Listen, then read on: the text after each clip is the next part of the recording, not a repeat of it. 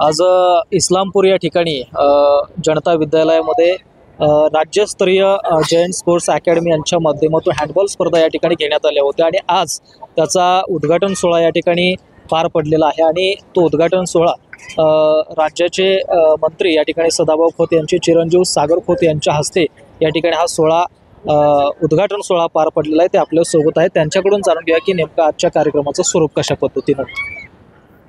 आज या ठिकाणी हँडबॉल असोसिएशनकडून राज्यस्तरीय हँडबॉलच्या या ठिकाणी स्पर्धा होत आहेत. या स्पर्धेच्या निमित्ताने ज्यांनी हे नियोजन केले ते या ठिकाणी आदरणीय प्रवीण सर असतील, आदरणीय निशिकांत पवार असतील, यांच्या माध्यमातून या ठिकाणी येण्याचा योग आला आणि या असोसिएशनचे महाराष्ट्राचे उपाध्यक्ष आदरणीय रुपेशजी यांच्यासोबत काही काळ वेळ घालवल्यानंतर आणि आज आम्ही या ठिकाणी एक मॅच बघतोय. मग प्रत्येकाला की एक चांगला असा रांगडा गेम खऱ्या अर्थाने या ठिकाणी आपल्या ह्या मातीमध्ये होत आहे आणि तो गेम आपण सगळ्यांनी जपला पाहिजे.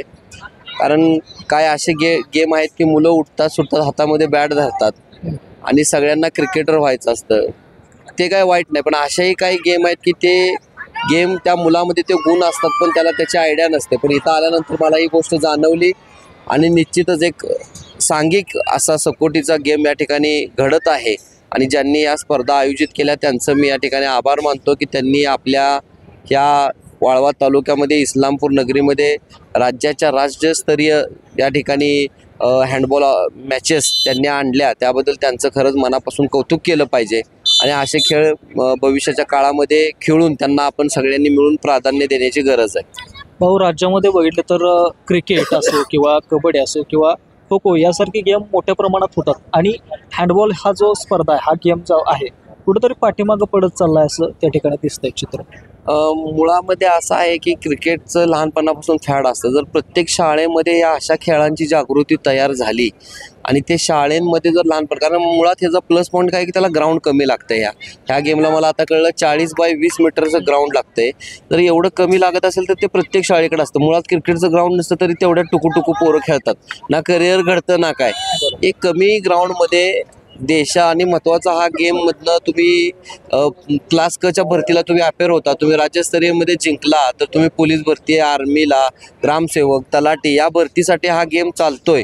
तर उलट हा गेम प्रत्येक शाळेतल्या संकुलामध्ये चालावा आणि संकुलातील लोकांनी, शाळेतले जे मॅनेजमेंट असते त्यांनी ह्याच्यासाठी पुढाकार घेतला तर निश्चित हा गेम मला वाटतं भविष्याच्या काळात पुढे आल्याशिवाय राहणार नाही. आता ज्या स्पर्धा या ठिकाणी चालू आहेत प्रवीण गावडे यांच्या त्या ठिकाणी आयोजनामार्फत ह्या स्पर्धा या ठिकाणी चालू आहेत, मात्र या स्पर्धेला तुम्ही देखील या ठिकाणी हातभार लावलेला त्या ठिकाणी ऐकायला मिळतंय किंवा निधी उपलब्ध करून दिलेला या ठिकाणी बघायला मिळतोय. मुळामध्ये मी एक स्वतः स्पोर्ट पर्सन आहे, मला खूप खेळाचा नाद आहे. मग तो कोणताही गेम असो, मग मी स्वतः एक चांगला बॅडमिंटनपटू आहे, चांगला क्रिकेटर आहे, कबड्डी मला खूप आवडते, खेळतोही छान.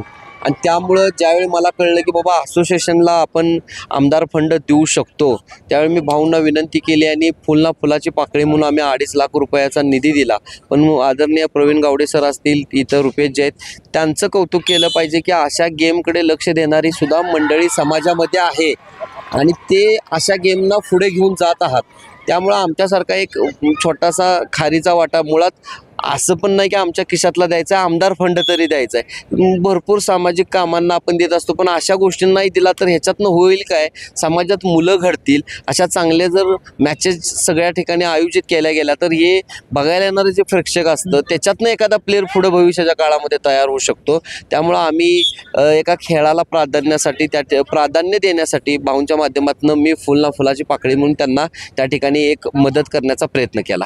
शेवटचा प्रश्न, या स्पर्धा या ठिकाणी आजपासून त्या ठिकाणी सुरुवात या स्पर्धेला झालेली आहे, मात्र तुम्ही सुद्धा आता बोलताना मला की मी देखील एक खेळाडू आहे, एक खेळाडू आणि राजकीय कार्यकर्ता म्हणून ह्या खेळाडूंना काय म्हणजे तुम्ही संदेश देऊ इच्छित आहे? राजकारण ही अशी गोष्ट आहे की ते मुळामध्ये मला एक गोष्ट तुम्हाला खरंच या ठिकाणी मनापासून सांगायची आहे की माणसाकडे 24 तास असतात. 8 तास झोपला तर राहिलेल्या 8 तासानंतर त्याच्याकडे 16 तासाचा वेळ आहे.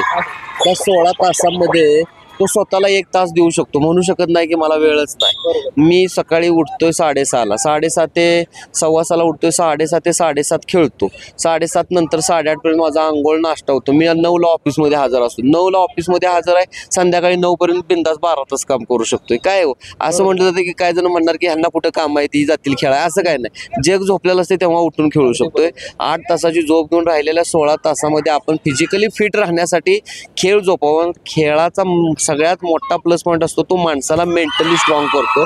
जो खेळाडू असतो तो मनानं सुद्धा बघा तुम्ही, त्याचं दिल पण हळवं असतं. हे खेळाडूचं एक वैशिष्ट्य आहे. आणि खेळाडू हा प्रामाणिक वृत्तीचा माणूस असतो, त्याच्यामध्ये 2 नंबरपणा नसतोय.